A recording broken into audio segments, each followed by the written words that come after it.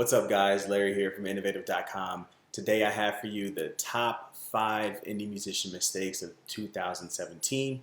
Going to start it off really quickly here with number 1. You don't release indie music. I'm not sure why this is. Many artists contact us at Innovative. They're wanting promotion and distribution, but they're just afraid to release the music. I understand as a new musician, it may be a little bit intimidating putting your music out there. But that's what the fans want. They want new music. So don't be afraid of it. Also, you may think you need a ton of music to back you up and be able to put out single after single or song after song. It's really not needed. You can have a 5-song EP. You can even have a couple singles, and we'll work with you to balance those things out. So number 1, please put out your music. Number 2, you're not promoting your music properly. And this is something that's pretty common in the music industry now. It's very easy to go onto social media, go to your Facebook page, your Instagram, your YouTube, and push out your music. And you should definitely be doing that. It's not a bad thing at all. But I want you to understand that that audience, it's the same audience over and over again. So let's say you have 1,000 Facebook friends, and every month or so you put out a song and you push it to that audience. You're not really going to get anything outside of that. And it may not be your actual target market of who you want to hear your music. So we suggest a couple things. Number 1, just branch out a little bit. Just be a little bit more creative. Try to reach out to different blogs. See if you can get some kind of write-ups or an interview. Maybe reach out to a podcast. You have college radio stations, public radio stations. Learn how to get your music played in the club.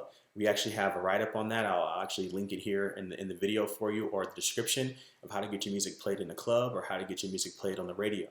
But whatever you do, just branch out a bit. If you're not well-versed in music promotion and you need some help, definitely go with a third party. Find someone that has good pricing that matches what you need. For example, innovative.com, we start our promotion at $9.99. And it goes up to about $39.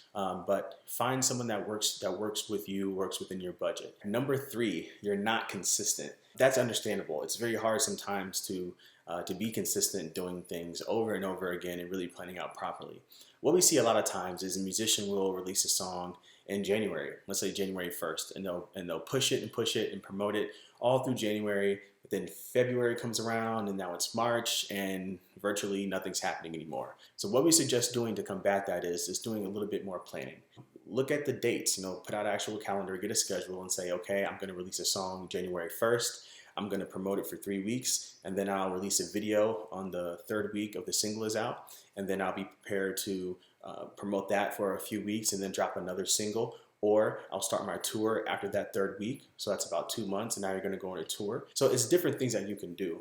Again, if you need help doing that, feel free to get with a third party, but just make sure you have content ready to go. Even if it's just behind the scenes footage of you in the studio, people love to see that.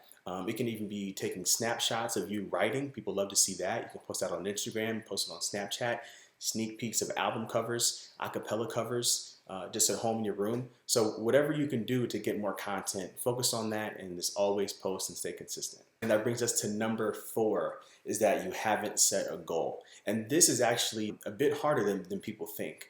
A lot of times in the music industry, especially if you're an indie musician, you just want to be successful and you want to push your music out to as many people as you can, as quick as you can.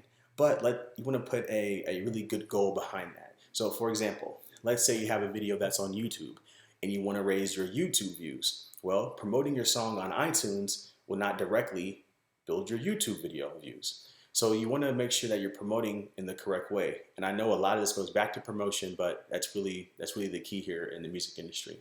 So if you want to do more YouTube videos, you want to post more of your YouTube video links. You want to post links to your YouTube channel. You also want to make sure that channel is optimized, has a banner, has good content, and so on.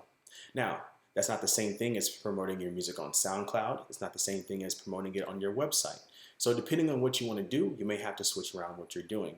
So again, just make sure that you set a goal. All right, the last and final, number 5, and this is very important, guys, that you're waiting for everything to be perfect. Don't be afraid. It doesn't have to be perfect.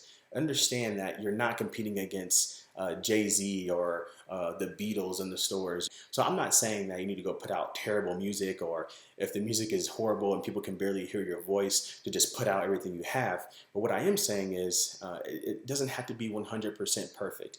You don't have to spend tons and tons of money in the studio getting it remixed and remastered over and over again. As soon as you have a great quality product, just go ahead and push it out. That's the most important thing. The best tip I can tell you is take your top 3 favorite musicians that are out right now and go listen to their original music. I mean, their demos and the music that they had out before they were signed to a record label. And I guarantee you it does not sound amazing like the music you hear on the radio.